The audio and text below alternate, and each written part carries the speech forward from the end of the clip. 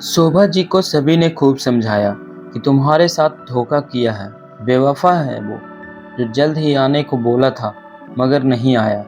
दिन, महीने और साल बीत गया। उसके बाद उसकी शादी की खबर। अब और क्या बचा है उसकी यादों को सहेजे रखने के लिए? दफा करो उसे और उसके तमाम खतों को जला डालो। मिटा दो अपने दिलो दिमाग से उसकी स्मृति को और आगे बढ़ो अपने सुखद भविष्य की ओर अग्रसर हो। शोभा चुपचाप सुनती रही सभी की बातें, लेकिन उसका मन विचलित नहीं हुआ, क्योंकि उसे तो मालूम था कि उसके साथ बेवफाई नहीं हुई है, ना ही उसे धोखा दिया है। प्रेम बहुत अच्छे, सुलझे विचारों वाले, गंभीर स्वभाव के विवेकशील इंसान हैं। उनसे जो कहा गया था उसके बाद उन्होंने फैसला लिया था अपनी शादी का। उनकी कोई गलती है ही नहीं। इनकार तो शोभा जी ने ही किया था, मगर वजह किसी को बताना नहीं चाहती थी, इसलिए सभी की बातें सुनती रहती थी। लेकिन जब उसके पापा ने कहा तब उसके सब्र का बांध टूट गया। बहुत रोई। किसी सही इंसान को गलत समझा जाना सही नहीं लगा। वह खुद को अपराधी समझने लगी। बहुत हिम्मत जुटाकर उसने अपने परिवार वालों के साथ कहा कि दूर जाने वाले हमेशा बेवफा नहीं होते। दूर जाना कभी कभी मजबूरी भी होती है और दूर जाने वाले लौट कर भी आते हैं। प्रेम जी ने धोखा नहीं दिया है। मुझे इस तरह उनसे प्रेम पर थोपे जा रहे बेबुनियादी इल्जाम से बरी तो करवा दिया, लेकिन असली बात अभी भी राज ही बना रहा। शोभा के मन में अभी भी वही सूरत, वही मूरत विराजमान रहा।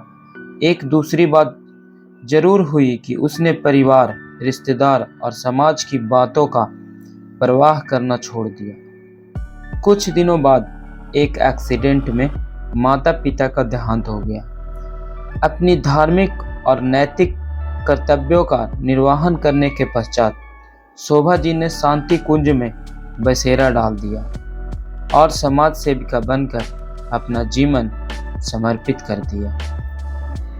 सामाजिक कामकाज में इतना अधिक व्यस्त हो गई कि समय का पता ही नहीं चला। 40 वर्ष गुजर चुके थे। खुली आंखों से प्रेम जी को देखे हुए यद्यपि बंद आंखों से पल भर को योझल नहीं हुए थे। शोभा जी की सुबह सूरज निकलने से नहीं होती थी, बल्कि प्रेम की तस्वीर देखने से होती थी। रात को सपनों में भी वही होते थे। ईश्वर से उनकी सलामती की दुआ मांगते मांगते आज उनका 80वां जन्मदिन भी आ गया। शोभा जी ने शांति कुंज में दावत दी थी। बहुत जोर शोर से तैयारियां की गई। पूरा शांति कुंज दुल्हन की तरह सजाया गया। लगभग 2000 लोगों का विशाल परिवार है, अधिकांशतः महिलाएं हैं। सभी के साथ शोभा जी का भी बहुत स्नेहिल और आत्मिक संबंध रहा है। छोटे उम्र के अलावा बड़े उम्र दराज लोग भी शोभा का बहुत सम्मान करते थे। शोभा का गौरवशाली गंभीर व्यक्तित्व किसी को सवाल करने का साहस नहीं दे सका। ससुर फुसुर हो रही थी कि आखिर किस बात की खुशी में इतने बड़े आयोजन किया गया है। आज से पहले कभी भी किसी तरह का कोई व्यक्तिगत आयोजन नहीं किया था शोभा ने। उसने तो आश्रम में लिखवाया था कि वो अनाथ है, दुनिया में उसका कोई नहीं है। फिर इतने सालों बाद कौन और कहां से पैदा हो गया। शोभा जी नहीं तो कभी बाहर निकली हैं पिछले 35-36 सालों में, और ना ही कोई मिलने ही कभी आया है। जो कुछ है वह आश्रम के लोग ही हैं, शोभा के दोस्त, रिश्तेदार, अपने सगे। हाँ, एक भैया का खत आता है। 2-4-6 महीने पर वह खत इतनी ऊर्जा भर देती है कि अगला 6 महीना तक उसकी बैटरी फुल चार्ज हो जाती है। पूरे मन, आत्मा, श्रद्धा और लगन के साथ आश्रम का सभी कार्यों को संपादित करती रहती थी। दर्जन भर बच्चे भी थे जो पढ़ने के लिए आते थे। गुरु माँ कहते थे शोभा जी को। शोभा को बेहद प्रसन्नता होती थी। बिना प्रसव पीड़ा के दर्जन भर बच्चों की मां बनने का गौरव प्राप्त था। शाम ढलते ही जगमगा उठा शांति कुंज का कोना कोना। शोभा ने अपने हाथों से रंगोली बनाई थी उनके लिए जो कभी नहीं आने वाले हैं। आरती की थाली सजाई, ढेरों व्यंजन बनाए गए। देश भर से प्रतिष्ठित साहित्यकार, संगीतकार, गायक, नृत्यांगना आमंत्रित थे। ठीक 7 बजते बजते शांति कुंज में 4-5 हजार लोग इकट्ठे हो गए। ऐसे मौके पर मीडिया वाले और पत्रकारों की मौजूदगी लाजमी है। जलसा का शुभारंभ सरस्वती वंदना से हुआ। फिर एक नए कलाकार ने सुनाई वो गजल जो शोभा जी को बेहद पसंद है। साथ छूटे कैसे मेरा आपका, जब मेरे दिल ही घर बन गया आपका। साथ छूटे कैसे मेरा आपका। कार्यक्रम चलता रहा, लोग आते रहे, रुक रुक कर फोटोग्राफी और वीडियोग्राफी होती रही।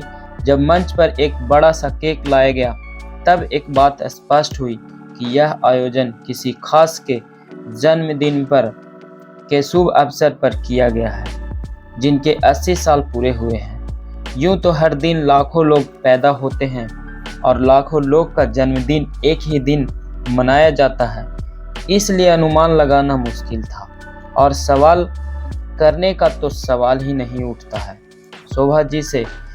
इसलिए सभी बस इतना कर रहे थे कि केक काटने कोई तो मंच पर आएगा, तब तक के लिए सब्र रखा जाए। ठीक 9 बजे शोभा जी अपने नए रूप में मंच पर पहुंचकर सभी को स्तब्ध कर दिए। हमेशा से हल्के रंग की साड़ी में सौम्य शालीन और शीतलता का आभा बिखरे हुए, माथे पर छोटी सी बिंदी लगाकर रहने वाली शोभा ने आज सुर्ख लाल रंग की साड़ी, बड़ी सी बिंदी, लिपस्टिक, काजल आदि शैडो सब कुछ लगाकर बहुत अच्छी तो नहीं दिखाई दे रही थी, लेकिन उसने उनकी आंखों की चमक बता रही थी कि आज वो कितना उत्साहित है। केक उन्होंने ही काटा, जबकि उनका जन्मदिन तो 6 फरवरी को है और बड़े धूमधाम से मनाया जाता रहा है आश्रम में। खैर जो भी हो रहा है, अभी जो कुछ चल रहा है उसका मूक दर्शक बने रहने में ही इस जलसे की मर्यादा को कायम रखना और इस आयोजन की सार्थकता है। सभी दर्शक खड़े होकर शुभकामनाएं दी। तालियों की गड़गड़ाहट से गूंज उठा पूरा का पूरा हरिद्वार। कुछ सम्मानित कवि भी मौजूद थे जिन्होंने अपने अंदाज में शुभकामनाएं दी। केक के बाद खाना पीना हुआ और आखिर में एक वरिष्ठ पत्रकार के विशेष आग्रह पर शोभा जी ने 2 पंक्तियां सुनाई। झुर्रियों से सुसज्जित मुखड़ा, दूधिया बाल, पानीदार आंखें और वही जानलेवा मुस्कान आज भी लोगों को बहकाने में कामयाब हो गई। बहुत बहुत शुक्रिया, धन्यवाद और आभार आपका जो आप यहाँ उपस्थित होकर मेरे अटूट विश्वास को अमर कर दिया। आज का दिन बहुत खास है, एक उपहार है, बड़ा त्योहार है। आपका अवतरण हमारे लिए वरदान है। आपसे मिलकर जीवन खुशहाल है। आपको आपकी ज़रूरत हो के ना हो, मगर हम तलबगार हैं। आपकी सलामती की दुआ करते हैं। मुबारक हो आपका यह विशेष दिन। एक ही सांस में इतना कुछ बोलने के बाद शोभा जी बैठ गई और तभी कोई उठा और उठकर सन्नाटे को तोड़ता हुआ, चीरता हुआ बाहर चला गया। अगले 3 सेकंड पर स्पीकर से आवाज़ सुनाई दी, बेहद गंभीर, संयमित और संतुलित शब्दों में, शोभा तुम्हें मेरा जन्मदिन बहुत बहुत मुबारक हो। मुझे जीवित देखने की चाह में तुमने अपनी हत्या कर ली थी और देखो ना मैं जिंदा हूँ और सही सलामत अपने पैरों पर चल कर आया हूँ। तुम्हारे एक अंधविश्वास ने मुझे तुमसे कितना दूर कर दिया है, फिर चाह कर भी मैं तुम्हारे साथ खड़ा नहीं हो सका। वैसे अच्छा ही हुआ कि मेरे जन्मदिन पर तुमने केक काटा। यह जुर्रत तो मेरी पत्नी ने भी कभी नहीं किया है। तुम विशेष हो, इसलिए अभी तक शेष हो। इस जन्म में हम साथ नहीं हो सके, अगले जन्म तक तुम्हें यह समझ आ जाएगी कि तुम विष से कन्या नहीं हो। जो तुम्हारे अपने लोगों की मृत्यु हुई थी, उनमें से किसी भी मौत का कारण तुम्हारा उनके प्रति प्रेम नहीं था, बल्कि ईश्वर की मर्जी थी। उन लोगों की उतनी ही दिनों की आयु थी, मगर तुमने यह बात अपने मन में बैठा ली थी कि तुम जिससे भी प्रेम करोगी उसकी मृत्यु निश्चित है।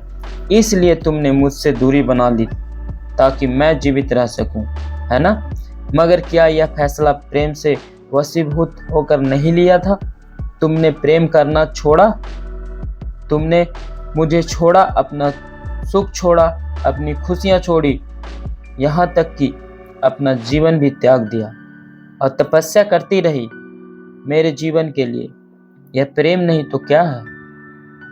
तुमने हमेशा हमेशा प्रेम किया है, तुम प्रेम पूज्य हो। एक बार फिर तालियों की गड़गड़ाहट से गूंज उठा शांति कुंज। सभी अचंभित थे इस परिणय संवाद से। पत्रकारों और मीडिया वालों को एक बेशकीमती धरोहर मिल गया था, जिसे बटोरने और संभालने में व्यस्त हो गए। और छा गया फिर सन्नाटा। दूधिया वाला मेहमान जा चुका था और शोभा जी बड़े इम्तिमान से केक खा रही थी। उन्होंने जाते हुए मेहमान को रोकने की कोई कोशिश नहीं की और चले जाने पर कोई विलाप भी नहीं किया।